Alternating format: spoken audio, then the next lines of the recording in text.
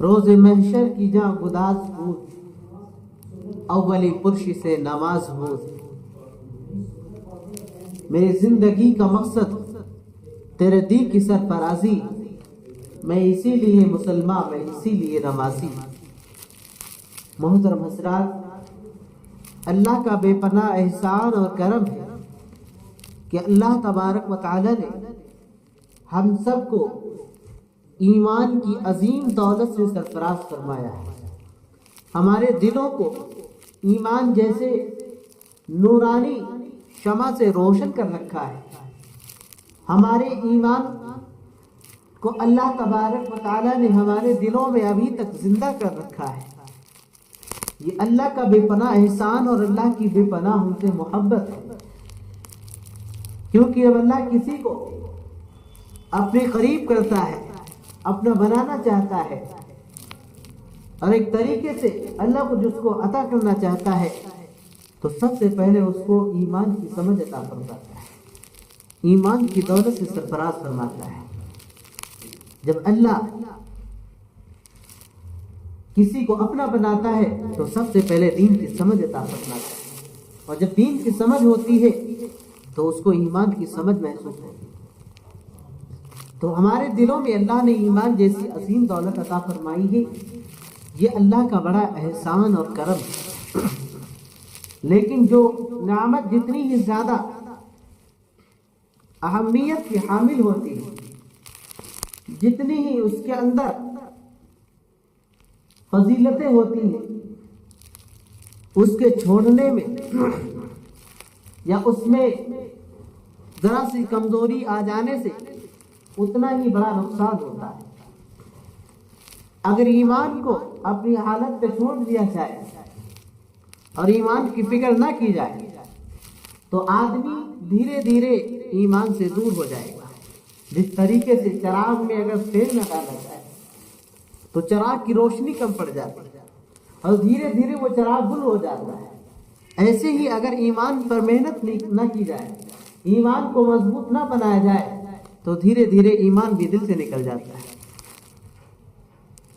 اس ایمان پر محنت کرنے کے کیا طریقے ہیں؟ اس ایمان کو باقی رکھنے کے کیا قاعدے ہیں، کیا اصول ہیں؟ اس آئینے میں جب ہم آتے ہیں تو اسلام کیا کہتا ہے؟ بنی الاسلام علی خمس، شہادت ان لا الہ الا اللہ وان محمد رسول اللہ، واقام الصلاۃ وایتاء الزکاۃ والحج وصوم رمضان۔ اسلام کی بنیاد 5 چیزوں پہ رکھی گئی۔ اسی طرح آپ یہ بھی کہہ سکتے ہیں کہ ایمان کی بنیاد 5 چیزوں پہ رکھی گئی۔ کتنی چیزوں پہ بھائی؟ 5 چیزوں پہ رکھی گئی۔ نمبر 1، اس بات کی گواہی دینا کہ اللہ ایک ہے اور وہی عبادت کے لائق ہے۔ اس بات کی گواہی دینا دل کی تصدیق کے ساتھ، اور اس بات کو بھی ماننا کہ اللہ کے رسول صلی اللہ علیہ وسلم یہ اللہ کے رسول ہیں، اللہ کے پیغمبر ہیں، اللہ کے نبی ہیں۔ اس بات کو دل سے ماننا یہ ایمان کی بنیاد ہے۔ دوسری بنیاد کس پر ہے؟ وَإِقَامُ الصَّلَاةِ، نماز کو قائم کرنا، نماز کو قائم کرنا یہ دوسری بنیاد ہے۔ جس طریقے سے عمارت کی بنیاد ہوا کرتی ہے، عمارت کی چھت، عمارت کا سارا وزن دیواروں پر اور پلر پہ ہوتا ہے، ایسے ہی اسلام کا سارا وزن، اسلام کا سارا نظام اللہ نے ان 5 چیزوں پہ رکھا ہے۔ اللہ کے ایک ہونے کے اور نبی کے رسول ہونے کی گواہی دینا ایک تھے، اور نماز کا قائم کرنا، وَإِيتَاءُ الزَّكَاةِ اور زکوٰۃ کا ادا کرنا، اور چوتھے نمبر پہ فرمایا والحج، حج ادا کرنا، اور 5ویں نمبر پہ یہ فرمایا وصوم رمضان، رمضان شریف کے روزے رکھو۔ یہ 5 پلر ہیں اسلام کے۔ اگر اس میں سے ایک پلر ڈھا دیا جائے تو اسلام کمزور ہو جائے گا۔ جس طریقے سے عمارت کی ایک دیوار گرا دی جائے تو عمارت کی بنیاد کمزور ہو جاتی ہے. اس مسجد کی ایک دیوار گرا دی جائے تو مسجد کا وزن بہت زیادہ بھاری ہونے کی بنیاد پر جو ہے دوسرے ستونوں پر جو وزن پڑے گا اس کی وجہ سے اس مسجد میں کمزوری آ جائے گی. ایسے ہی اگر ان 5 ستونوں میں سے ایک ستون کو گرا دیا جائے تو آدمی کا اسلام گر جاتا ہے, آدمی کا ایمان گر جاتا ہے. اب ذرا آئیے اندازہ لگائیے کہ آج ہمارا ایمان کتنی بنیادوں پر قائم ہے. آج ہم صرف نام کے مسلمان ہوں, آج ہمارا ایمان صرف نام کا رہ گیا ہے. یہ سب جانتے ہیں کہ نماز ہے, روزہ ہے, حج ہے, زکوٰۃ ہے, یہ سب نام کے ہیں. لوگ جانتے ہیں کہ مسجدیں ہیں, لوگ جانتے ہیں کہ اللہ ہے, لوگ جانتے ہیں کہ رسول ہے, لیکن یہ کوئی نہیں جانتا ہے اللہ کہنا کیا چاہ رہا ہے, اللہ فرمانا کیا چاہ رہا ہے, اللہ نے جو فرمایا ہے اس پر عمل کیسے کرنا ہے, رسول نے جو فرمایا ہے اس پر عمل کیسے کرنا ہے. یہ کوئی نہیں جانتا ہے کہ مسجد تو ہے لیکن مسجد کو آباد کیسے کرنا ہے. یہ سب جانتے ہیں کہ زکوٰۃ دینی ہے لیکن ادا کون کر رہا ہے. یہ سب جانتے ہیں کہ حج ہے لیکن ادا کون کر رہا ہے. یہ سب جانتے ہیں کہ رمضان شریف کے روزے ہیں لیکن روزے کون رکھ رہا ہے. اصل بات تو یہ ہے جاننا الگ ہے, اس چیز کو ادا کرنا الگ ہے. آج دیکھیے کہ مسجدیں ویران, مسجدیں چھینی جا رہی ہیں, مسجدیں چھینی جا رہی ہیں. کیوں چھینی جا رہی ہیں؟ اس کی وجہ ہے کہ ہم نے مسجدوں کو ویران چھوڑ دیا ہے. مسجدیں ترس رہی سجدہ کرنے کو, مسجدیں ترس رہی ہیں کہ ان میں آ کر کے اللہ کے سامنے سجدہ کیا جائے. بہت ساری مسجدیں ویران ہو گئی تو غیروں کی نگاہیں پہ ٹک گئی, اور جب غیروں کی نگاہیں ٹکی اور وہ سمجھ گیا کہ مسلمان اب مسجدوں کو نہیں آئیں گے, مسلمانوں نے مسجد کو بالکل کباڑ خانہ بنا کے چھوڑ دیا ہے, چلو اب اس کو نگر نگم میں داخل کر لو, اب اس کو سرکاری پراپرٹی بنا دو. چنانچہ یہی ہوا کہ آج سینکڑوں کی تعداد میں ہماری مسجدیں چھین لی گئی اس بنیاد پر کہ مسلمانوں نے وہاں پہ جانا چھوڑ دیا. چاہے بابری مسجد ہو, چاہے کوئی بھی مسجد ہو. چنانچہ جب مسجدیں ویران ہو جاتی ہے تو مسجدیں بددعائیں دیتی, مسجدیں بددعائیں دیتی کہ اللہ جس طریقے سے ہمیں ویران چھوڑ دیا گیا ہے اس بستی کے لوگوں پر اپنی نحوست ڈال دی, اس بستی کے لوگوں سے برکتیں اٹھا لی, مسجدیں بددعائیں کرتی. اللہ کے رسول کا فرمان ہے, زبان رسول اللہ کا فرمان کہ مسجدیں بددعائیں کرتی. اور وہی مسجدیں جب آباد ہوتی ہیں تو مسجدیں اللہ سے دعائیں کرتی ہیں, اے رب کائنات جس طریقے سے یہ لوگ ہمیں آباد کر رہے ہیں اے اللہ تو ان کے گھروں کو آباد کرنا. آج اللہ سے کہ ہمارا نوجوان, ہمارا آدمی, ہمارا بچہ نماز سے کتنی دور جاتے ہیں. اذانیں ہو جاتی ہیں, 5 وقت کی اذانیں ہو جاتی ہیں, لیکن ہمیں یہ نہیں معلوم پڑ پاتا ہے کہ اذان کب ہے, یہ نہیں معلوم چلتا ہے کہ مودی صاحب نے اذان کب کہی.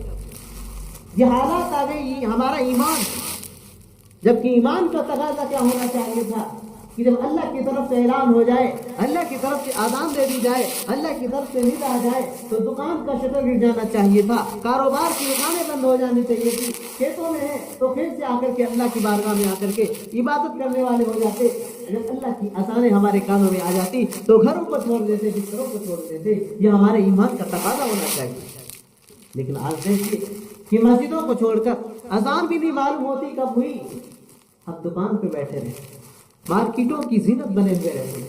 ہمارا نوجوان نماز اس طریقے سے دور ہے کہ ہم نے دیکھے ہیں سینکڑوں نوجوان ایسے ہیں کہ جن کی صدیاں گزر گئیں, سال گزر گئے, ان کی پیشانی مسجد میں ابھی تک گری نہیں ہے, مسجد میں ٹکی نہیں ہے. بچپن سے لے کر کے داڑھی پک گئی ہے, بوڑھے ہو گئے, صدیاں گزر گئی, سال گزر گئے, آج تک وہ مسجد نہیں گئے. ایسے ایسے لوگ بھی دنیا کی زمین پہ جا گئے. مسلمان نام بڑا پیارا ہے, عبد الرحمان ہے, عبداللہ ہے, اچھے اچھے نام ہیں, ایسے ایسے پیارے نام ہیں کہ جنہیں سن کے دل خوش ہوتا ہے, لیکن اعمال دیکھ لیے جائے تو قسم خدا کی آنکھوں سے خون کے آنسو آ جاتے ہیں. اسلام کو جتنا مسلمانوں نے بدنام کیا ہے اتنا غیروں نے بدنام نہیں کیا. اسلام کو کمزور کرنے والے ہم ہیں, اللہ کی مسجدوں کو غیروں کے ہاتھوں میں دینے والے ہم ہیں.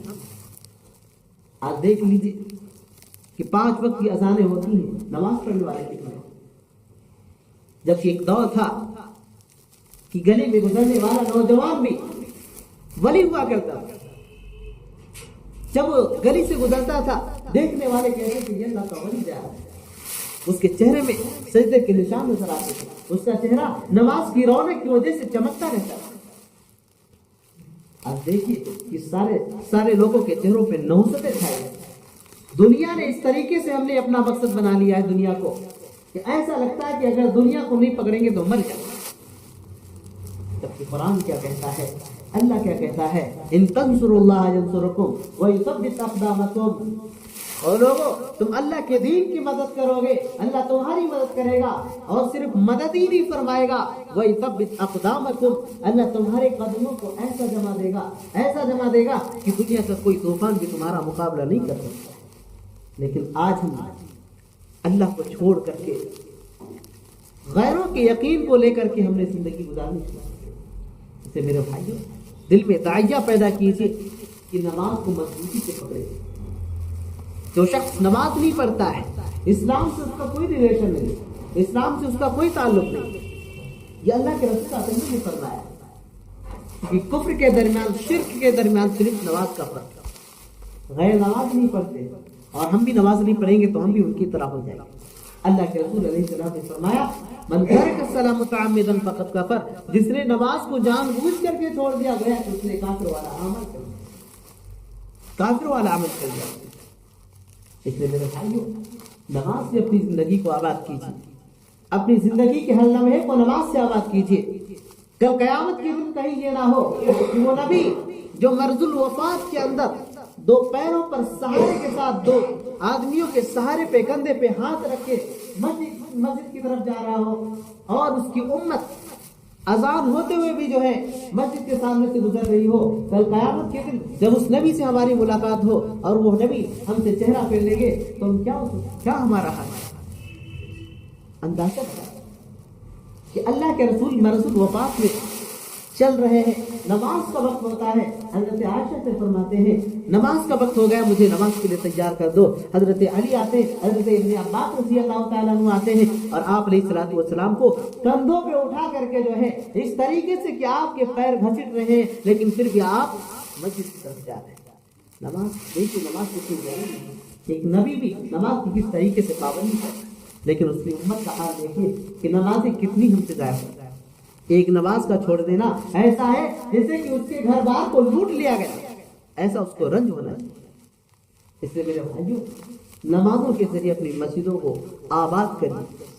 جب ہماری مسجدیں آباد ہوں گی تو ہمارے محلے, ہماری بستی, ہمارے گھر آباد, اور جب مسجدیں ویران ہو جائیں گی تو ہم بھی ویران ہو جائیں گے اور ہماری حالت ایسی ہو جائے گی کہ ہمارا نام و نشان باقی نہیں رہے گا. اس کی فکر کریں گے انشاءاللہ, اپنی اولادوں کو مسجدوں میں لائیں گے اور اپنے گھروں کو بھی نماز سے آباد کریں گے.